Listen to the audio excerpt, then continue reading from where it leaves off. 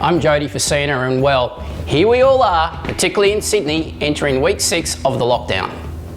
The Morrison government would have felt quite confident coming into 2021, having ridden the success of 2020 underpinned by their economic policy response, that 2021 was their year. There is no doubt that they would have been planning for an early election later this year. One thing is for certain, there will be no early election. Well, what went wrong?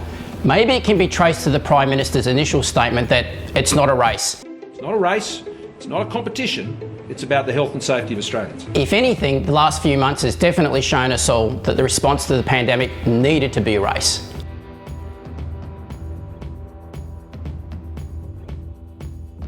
Political consequences.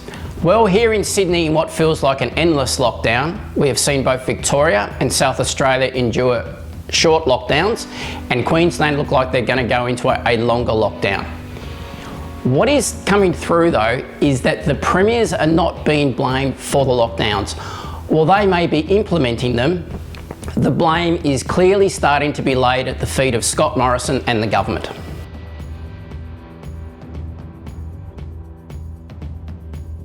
On Friday, the government released its latest plan for Australia to recover from the pandemic. In order to move to the next phase, the government have said that we need to get to 70% of the eligible adult population to be double vaccinated. The problem is, given the multitude of mixed messaging around AstraZeneca, most of the population is waiting for the Pfizer vaccine, which is not going to be arriving anytime soon to be able to hit that target.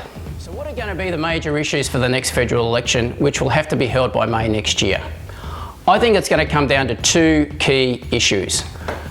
Firstly, who's going to be the best party to lead Australia's economic recovery post-pandemic? And will it be a referendum on the government's handling of the pandemic? Whoever wins that debate stands the best chance of forming the next government. As I sit here in Sydney, time does feel that it is going very slowly in the midst of this pandemic and during the lockdown. But for Scott Morrison, time may well not be on his side as we race towards the next election.